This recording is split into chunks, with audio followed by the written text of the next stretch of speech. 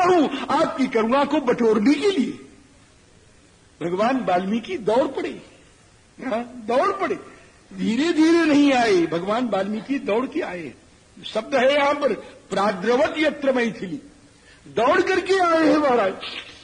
यहां पर शब्द है प्राद्रवत यत्र मैथिली, जहां मैथिली थी वहां दौड़ करके आए। मैथिली कहने का भाव तो देखने के लिए दौड़े, और जैसे बेटी को बाप अपने अंकवार लेकर के ले लेता है, उसी प्रकार महर्षि वाल्मीकि ने भगवती जनकनंदिनी को पुत्री का मान करके उनका परिरक्षण किया है। प्राद्रवत यत्र मैथिली, वहां मैथिली वहां श्री जनकनंदिनी कांप उठी। ये पूछेंगे मुझे, ये श्लोक पहले आ गया जो मैं कह रहा हूं, विस्तार को कुछ पूछेंगे, और जो पूछेंगे तो मैं इनको क्या बताऊंगी, मैं कैसे अपने मुख से कह पाऊंगी कि मेरे राम जी कठोर हैं, उन्होंने मेरा परित्याग कर दिया, और मैं परित्याग का कारण भी क्या बताऊंगी। महर्षि वाल्मीकि आए, सीते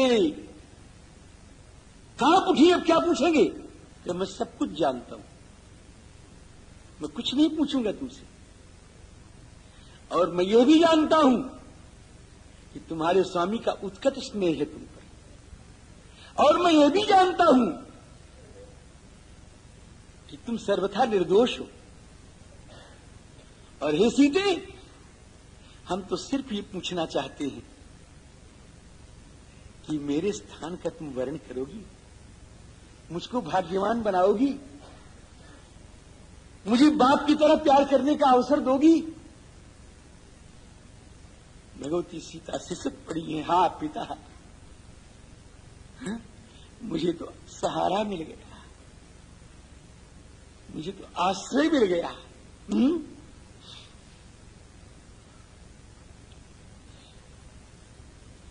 महर्षि वाल्मीकि श्री किशोरी को लेके जाते हैं। यहां से आश्रम के पास ही एक आश्रम था जिसमें तपस्विनियां रहती थी। महर्षि वाल्मीकि ने जाके उनसे कहा कि ये चक्रवर्ती नरेंद्र महाराज श्री दशरथ की पुत्रवधू है, जो मेरे मित्र थे, और मेरे अभिन्न मित्र श्री जनक की पुत्री है, और ये सती है, निष्कलंक है, लेकिन इस निष्कलंक मेरी पुत्री को इसके पति ने त्याग दिया है। ये मेरे द्वारा परिपालिया है, मैं इसका रक्षण करूंगा। एक बात ध्यान देना है, राम जी का नाम नहीं, इस श्लोक पे ध्यान देंगे। कृष्णुषा दशरथ शेषा जनकस्य सुता सती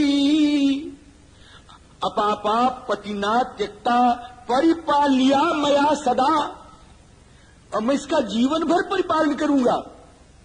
हे तपस्विनियों, मेरे इस पुत्री का मन लगा रहे, तुम्हें ऐसा काम करना है। उनको सौंप करके महर्षि वाल्मीकि पास के आश्रम में, अपने आश्रम में चले गए। श्री सीता जी को पहुंचा करके श्री लक्ष्मण जी महाराज आए। सुमन जी महाराज का और लक्ष्मण जी महाराज का कुछ संवाद होता है। इसके बाद लक्ष्मण जी महाराज भगवान श्री राम के पास पहुंच गए, और भगवान श्री राम के पास जाकर के उनको सुनाया है संवाद। वहां देखा क्या कि राम जी महाराज एक आसन पर अकेले बैठे,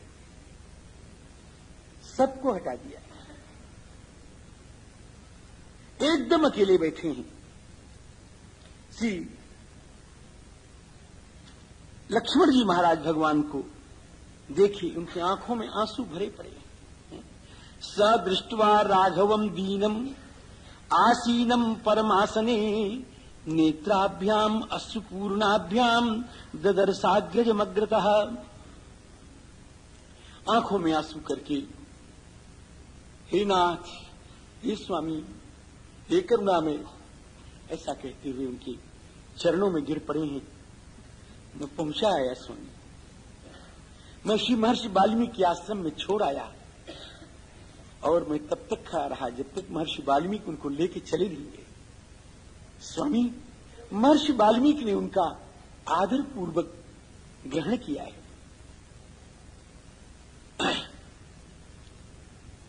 लक्ष्मण जी ने समझाया है। भगवान ने कहा, लक्ष्मण तेरे समझाने से मैं समझ गया, मेरा सारा दुख दूर हो गया। परितोषस्य में वीर मम कार्यानुशासने, मैं संतुष्ट हो गया। हे लक्ष्मण, 4 दिन से मैंने राजकार्य कुछ नहीं देखा है। बुलाओ मेरे राज दरबार में कोई किसी की आवश्यकता हो, कोई काम करने वाले, उनको बुलाओ जाकर के। 4 दिवसा सौम्य कार्यम पौरजनस्य च अकुर्वाणस्य सौमित्रे तन्मे मर्माणि कृंतति। हाय हाय, मैंने 4 दिन से कोई काम नहीं किया। 4 दिन से मैंने कोई काम नहीं किया, अर्थात मैंने 4 दिन से आराधना नहीं की। मैंने 4 दिन से आराधना नहीं की, 4 दिन भी। और जो राजा अर्थियों का काम सिद्ध नहीं करता है उसको गिरगिट होना पड़ता है, उसको गिरगिट होना पड़ता है। अर्थिनाम कार्य सिद्ध्यर्थम यस्मात् तुम नैषि दर्शनम अदृश्य सर्वभूतानाम कृकलासो भविष्यसि।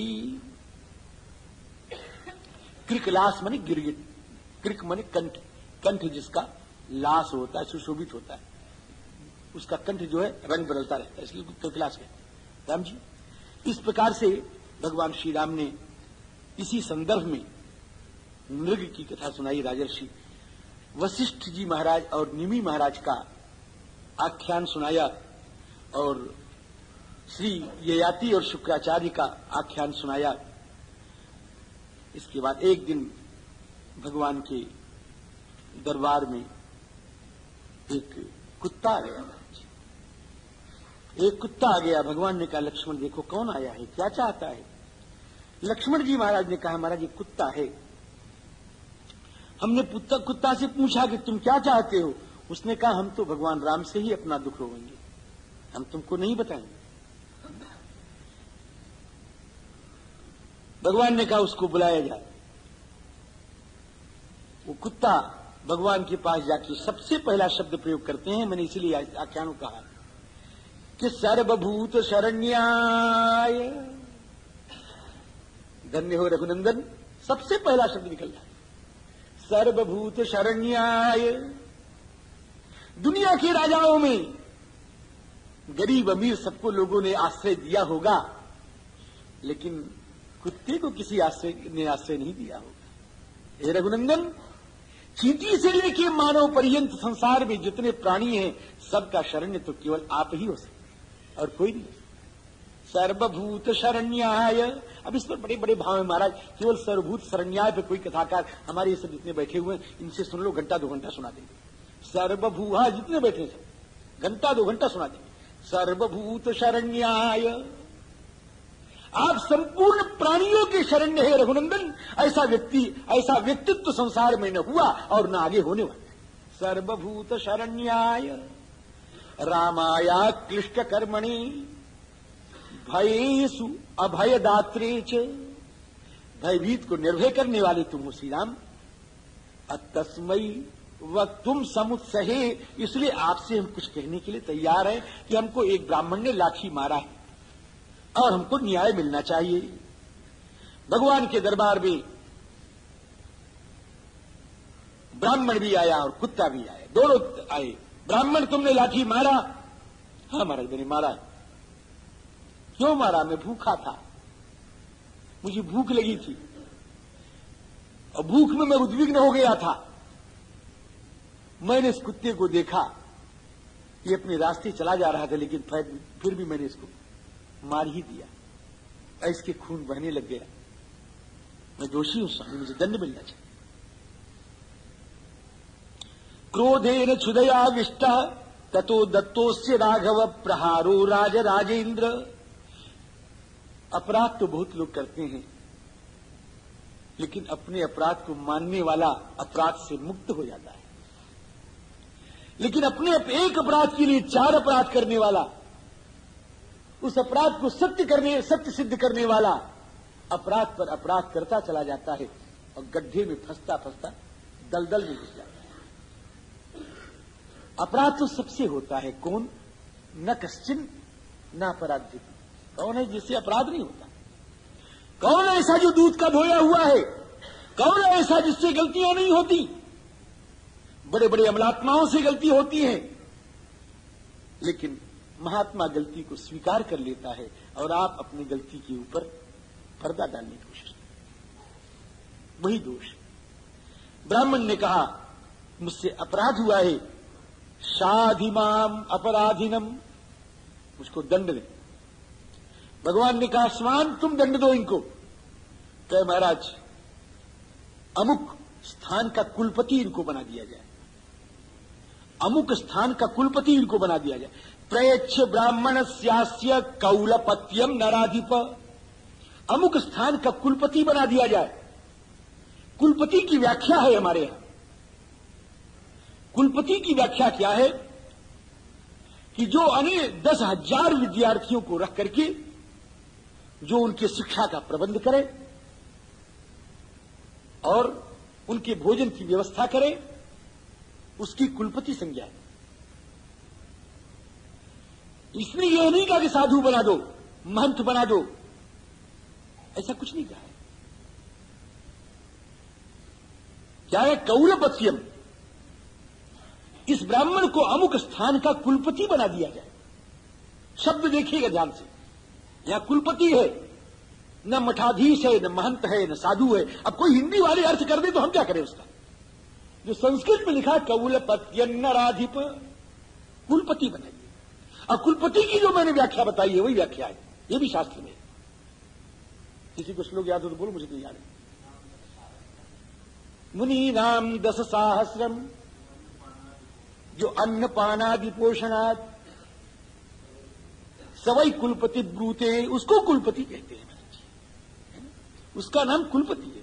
10,000 विद्यार्थियों का जो पालन पोषण विद्या अध्ययन की व्यवस्था करे, उसका नाम कुलपति है। इसको कुलपति बना दिया जाए।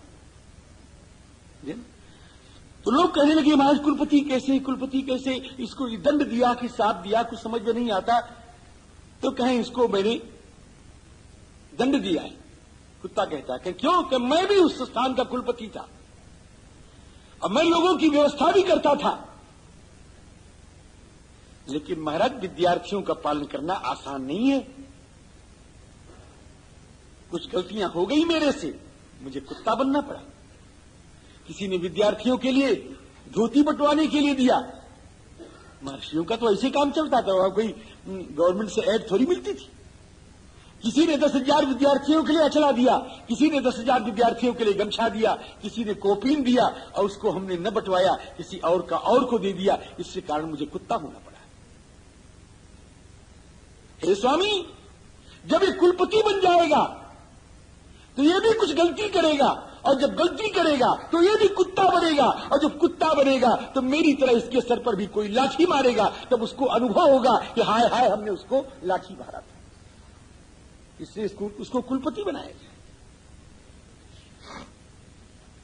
इस प्रकार से कथा चल रही है। राम जी मथुरा में बड़ा अकांड तांडव हो रहा है। मथुरा, ये कृष्ण जी की मथुरा, मधुरा उसका नाम, मथुरा दोनों नाम है ना। तो मधुरा में एक लवणासुर नाम का राक्षस था। वो मधु का बेटा है, मधु नाम के राक्षस का बेटा है। मधु बड़ा अच्छा था, बहुत अच्छा था। वो देवताओं का भी आदर करता था, ब्राह्मणों का भी आदर करता था और लोगों का भी आदर करता था। मधु जो है ब्रह्मण्यश्च शरण्यश्च बुद्ध्या च परिनिष्ठितः सुरैश्च परमोदारैः प्रीतिस्तस्यातुलो तुलाभवत्। यद्यपि वो राक्षस था लेकिन वो देवताओं से उसकी दोस्ती थी और राक्षसों से कोई बहुत प्रेम उसका नहीं था। मधु के ऊपर भगवान शंकर प्रसन्न हुए और भगवान शंकर ने प्रसन्न होकर स्वयं एक त्रिशूल दिया। तो एक त्रिशूल जब तक तुम्हारे पास रहेगा तुमको कोई सताएगा। बात ये थी कि राक्षसवास जो है ना वो बड़े दुष्ट होते हैं। वो तो ये राक्षस तो था लेकिन ये प्यार करे साधुओं से और देवताओं से और ब्राह्मणों से, तो राक्षस को मारना चाहे। तो भगवान शंकर से कहा कि महाराज हम अच्छी रास्ते पर चलते हैं तो ये हमको चलने नहीं देते, ये हमको मारते हैं। तो शंकर जी ने कहा कि मैं तुझको एक त्रिशूल दे रहा हूं और इस त्रिशूल से तुम राक्षस, जो ये सब राक्षसों को मार दो, अरे जिसको तुमको दुख देगा उसको मारो, कोई दोष नहीं। अब महाराज लाभ मिलने पर थोड़ा लोभ भी होता है। इसने कहा महाराज हमको एक वरदान दे दे, कहीं क्या कहीं ये जो त्रिशूलवा है अब हमारे खानदान में बना रहे हमेशा, अभी कभी जाए ना, है ना, आप समझे ना, ये हमेशा हमारे खानदान में बना रहे, ये कभी जाए ना। कहे मधु तुमने तो बहुत अनर्थ कर दिया है? अब तुम मेरे इतने बड़े भक्त हो, हम तुम्हारी बात को ना भी कैसे करें, मैं चाहता तो नहीं हूं, लेकिन मैं इतना ही कह रहा हूं तुम्हारी बात रखने के लिए कि सबके खानदान वंदान में तो नहीं जाएगा, लेकिन जो तुम्हारा बेटा होगा उसके हाथ में ये रहेगा और इसका फल वही रहेगा, लेकिन तुम्हारा बेटा जब मर जाएगा तो मेरे हाथ में ये। क्या महाराज जय शिक्षा। अब वो महाराज त्रिशूल को, वो मधु तो बहुत अच्छा था लेकिन लवणासुर बहुत बुरा था महाराज, बहुत बदमाश था। अब ये देवताओं को मारे, इसको मारा है, उसको मारे, बड़ा कष्ट दे महाराज, बहुत कष्ट, बहुत कष्ट। तो अब वहां के क्षेत्र के जो महात्मा थे वो च्यवन ऋषि थे, च्यवन ऋषि भृगु खानदान के। च्यवन महाराज जो हैं उनसे सब महात्माओं ने कहा कि महात्मा को बड़ा कष्ट दे रहा है, खाया जाता है, मार डालता है, हड्डी तोड़ देता है, भजन नहीं करने देता, यज्ञ यागादि नहीं करने देता, इसका कुछ उपाय बताओ। तो श्री च्यवन महाराज ने कहा चलो राम जी से निवेदन करें। अब राम जी के महाराज के यहां सब आए। भार्गवम च्यवनम चैव पुरस्कृत्य महर्षयः प्रवेश्यन्ता, आकर के दरवाजे पर खड़े हुए लोगों ने आके बताया, भगवान ने कहा ले आइए। प्रवेश्यन्ताम महाभागा भार्गव प्रमुखा द्विजाः। अभी सबके सब आए